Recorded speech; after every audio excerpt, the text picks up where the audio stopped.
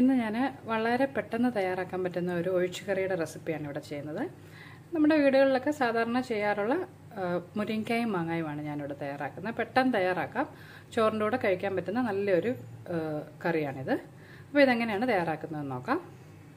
ഇന്നത്തെ നമ്മുടെ കറി തയ്യാറാക്കുന്നതിന് വേണ്ടിയിട്ട് ഞാനിവിടെ ഒരു 3 മുരിങ്ങക്ക നന്നായിട്ട് ക്ലീൻ ചെയ്ത് ഈ ഒരു വലുപ്പത്തിൽ കട്ട് ചെയ്തെടുത്തിട്ടുണ്ട്. അതുപോലെ നല്ല പുളിയുള്ള ഒരു മാങ്ങായും എടുത്തിട്ടുണ്ട്. ഇതിൻ്റെ തൊലിയൊന്നും കളയാതെയാണ് ഞാൻ എടുത്തിട്ടുള്ളത്. പിന്നെ നിങ്ങൾക്ക് വേണമെന്നുണ്ടെങ്കിൽ തൊലി കളഞ്ഞൊക്കെ ഉപയോഗിക്കാവുന്നതാണ് കേട്ടോ. നമുക്ക് ആദ്യം തന്നെ ഈ മുരിങ്ങക്ക ഒന്ന് വേവിച്ചെടുക്കണം. മാങ്ങായെക്കാട്ടിലും വേവ് കൂടുതലായതുകൊണ്ട് മുരിങ്ങക്ക നമുക്ക് ആദ്യം ഒന്ന് വേവിച്ചെടുക്കാം. അതിന് വേണ്ടിയിട്ട് ഞാനിവിടെ ഒരു ചട്ടിയിലേക്ക് ക്ലീൻ ചെയ്തെടുത്തിട്ടുള്ള മുരിങ്ങക്ക ചേർത്ത് കൊടുത്തിട്ടുണ്ട്. അതോടൊപ്പം ഒരു എരിവിന് വേണ്ടി ഒരു 3 പച്ചമുളകും കുറച്ച് കറിവേപ്പില ഇതിലേക്ക് ചേർത്തിട്ടുണ്ട്. അടുത്തതായിട്ട് ഈ മുരിങ്ങക്ക ഒന്ന് വെന്ത് കിട്ടുന്നതിന് വേണ്ടി ഇതിലേക്ക് കുറച്ച് വെള്ളം ഒന്ന് ചേർത്ത് കൊടുക്കാം. ഇതിന് അടച്ചു വെച്ച് നമുക്കൊന്ന് വേവിച്ചെടുക്കാം. അപ്പോൾ നമ്മുടെ മുരിങ്ങക്ക ഇവിടെ ആവശ്യത്തിന് വെന്ത് വന്നിട്ടുണ്ട്. ഒരു 6-7 മിനിറ്റ് കൊണ്ട് തന്നെ ഇത് വെന്ത് കിട്ടും കേട്ടോ. ഇതിലേക്ക് നമ്മൾ അരിഞ്ഞു വെച്ചിട്ടുള്ള മാങ്ങ ചേർത്ത് കൊടുക്കാം. മാങ്ങ വളരെ പെട്ടെന്ന് തന്നെ വെന്ത് കിട്ടും കേട്ടോ. ഒറ്റ തവണ ഒന്ന് ആവി കയറുമ്പോൾ തന്നെ മാങ്ങ ഒന്ന് വെന്ത് കിട്ടും.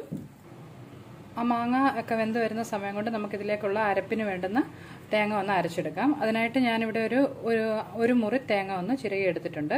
അതിലേക്ക് ഒരു 1/2 ടീസ്പൂൺ മഞ്ഞൾപ്പൊടി, ഏകദേശം 1 ടീസ്പൂണിനടുത്ത് നല്ല ജീരകം, ഒരു വെളുത്തുള്ളി, പിന്നെ ഒരു 3 അല്ലി ചുവന്നുള്ളി എടുത്തിട്ടുണ്ട്.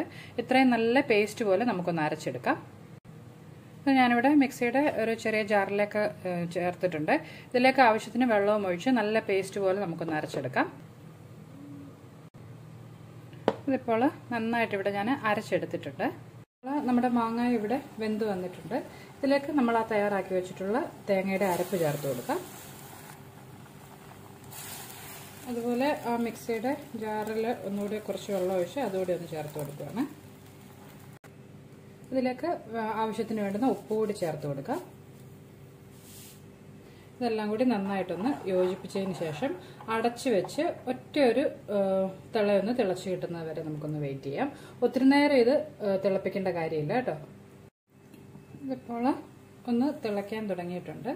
നന്നായി ഒന്ന് യോജിപ്പിച്ചതിന് ശേഷം നമുക്കിത് അടുപ്പിൽ നിന്ന് മാറ്റാം. അതിനുശേഷം ഇതിലേക്ക് കടുക് കൂടി ഒന്ന് താളിച്ച് ചേർക്കണം. ഈ കറിയൊന്നും ഒത്തിരി നേരം തിളപ്പിക്കേണ്ട കാര്യമില്ല കേട്ടോ. ആ തേങ്ങയുടെ പച്ച മണം ഒന്ന് മാറിക്കിട്ടിയാൽ മാത്രം മതി. കടുക് തളിക്കുന്നതിന് വേണ്ടിയിട്ട് ഞാനിവിടെ അടുപ്പത്തൊരു പാൻ വെച്ച് അതിലേക്കൊരു 1 ടേബിൾ സ്പൂണോളം വെളിച്ചെണ്ണ ഒന്ന് ഒഴിച്ചു കൊടുത്തിട്ടുണ്ട്. എണ്ണ ചൂടായി വരുമ്പോൾ അതിലേക്ക് നമുക്കൊരു 1/2 ടീസ്പൂൺ കടുക് ചേർത്ത് കൊടുക്കാം. കടുക് ഒന്ന് പൊട്ടി വരുമ്പോൾ അതിലേക്ക് ഒരല്പം ചുവന്നുള്ളി ചെറുതായിട്ട് അരിഞ്ഞൊന്ന് ചേർത്ത് കൊടുക്കാം. ഉള്ളി ഒന്ന് വഴന്നു വരുമ്പോൾ അതിലേക്ക് കുറച്ച് കറിവേപ്പിലയും 2 വത്തൽമുളകും ഒന്ന് ചേർത്ത് കൊടുത്തിട്ടുണ്ട്. നമ്മുടെ കടുക് തളിക്കുന്നതിനുള്ളത് തയ്യാറായിട്ടുണ്ട്. നമ്മൾ ആദ്യം തയ്യാറാക്കി വെച്ചിട്ടുള്ള നമ്മുടെ കറിയിലേക്കൊന്ന് ചേർത്ത് കൊടുക്കാം. അങ്ങനെ നമ്മുടെ നല്ല ടേസ്റ്റി ആയിട്ടുള്ള മുരിങ്ങക്കായും മാങ്ങായും കറി ഇവിടെ തയ്യാറായിട്ടുണ്ട്. വളരെ പെട്ടെന്ന് തയ്യാറാക്കാം. അപ്പോൾ എല്ലാവരും ട്രൈ ചെയ്ത് നോക്കുക.